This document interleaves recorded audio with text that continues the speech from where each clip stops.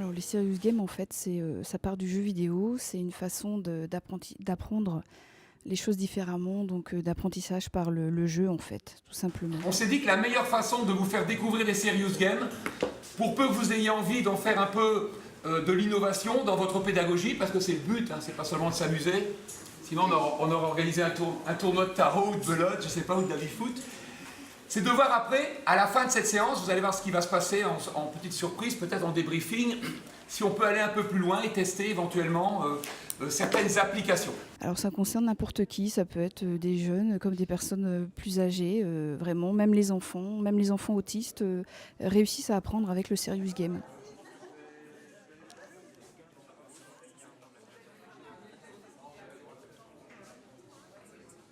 Un serious game, c'est l'idée d'associer un jeu vidéo avec une visée utilitaire. Cette visée utilitaire, ça peut être diffuser un message, dispenser un entraînement ou favoriser la collecte de données. Je suis Juliane. Vous sortez. On va faire des jeux de type épistémique, c'est-à-dire qu'il n'y a pas forcément une solution pour gagner. L'idée, c'est quoi? C'est de faire avancer la réflexion ou l'esprit critique chez les apprenants ou les personnes qui sont impliquées dans le jeu. On va commencer à mettre en place une scène, et à un moment donné, quand on a expliqué la problématique, on demande au public d'essayer de trouver des solutions. Ça peut être toute forme de jeu, ça peut être des jeux de rôle, des jeux de société, des jeux de plein air et des jeux sur ordinateur, des jeux vidéo. Donc là, dans le cadre de cet atelier, on est en train de créer un jeu de rôle, en fait plus exactement un jeu dans lequel les personnes vont se mettre en situation pour demander finalement aux joueurs de solutionner leurs problèmes. Bonjour. Bonjour madame. Tout va bien? Oui, je suis en train de gagner. Ouais. Bon, bienvenue donc dans ce cours d'introduction au management qui va être totalement innovant hein, aujourd'hui. Je vous ai donc apporté un ordinateur que j'allume. Donc, voilà, ça fonctionne, super. Gilles, vous y connaissez un petit peu vous, en informatique? C'est du théâtre interactif et le serious game réside dans l'idée de trouver des solutions à une problématique donnée.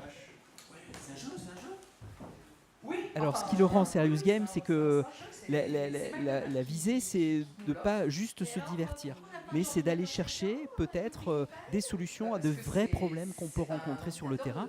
Là, par exemple, il s'agit pour des enseignants qui doivent utiliser un serious game en classe, de trouver des moyens de le faire. Y a-t-il des volontaires Voilà, donc pour résoudre cette difficulté? Ces difficultés?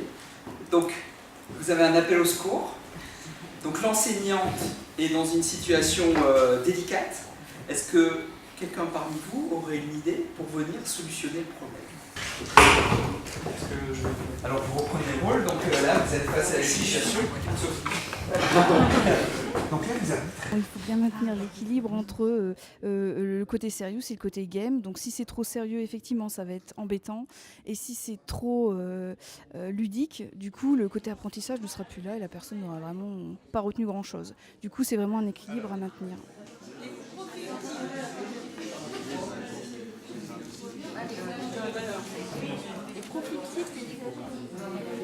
Olivier, tu regardes quoi?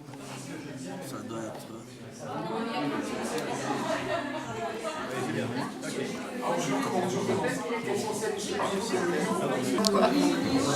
Ah bah voilà. Bon, allez, D'accord, mais bien, je t'autorise de dormir.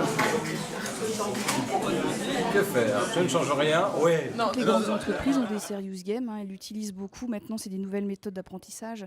Donc vous avez Disneyland, Paris, Total, SNCF, tous ont des serious games maintenant. Chaque société a des serious games. Les banques, beaucoup. Les banques notamment, c'est pour apprendre la relation client, donc c'est toujours des systèmes de questions-réponses, c'est de l'apprentissage par l'erreur en fait. Donc la personne va avoir un avatar qui est un personnage virtuel, et puis elle va être dans son milieu virtuel et répondre à des questions. Donc soit elle aura les bonnes réponses et elle peut continuer, si elle a les mauvaises réponses, on donne toujours ce qu'on appelle un feedback, un retour, qui leur dit pourquoi l'erreur. Quelle erreur ils ont commise, et puis du coup on leur donne la bonne réponse pour qu'à la prochaine question ils puissent répondre. En fait, vraiment de l'apprentissage par l'erreur. Alors on peut se rendre sur un site qui s'appelle le playresearchlab.org qui est un site où il y a un ouvrage à télécharger sur les serious games, des documents scientifiques, et il y a aussi une autre ressource qui s'appelle ludoscience.com où il y a des blogs, des informations, des articles, des travaux d'étudiants.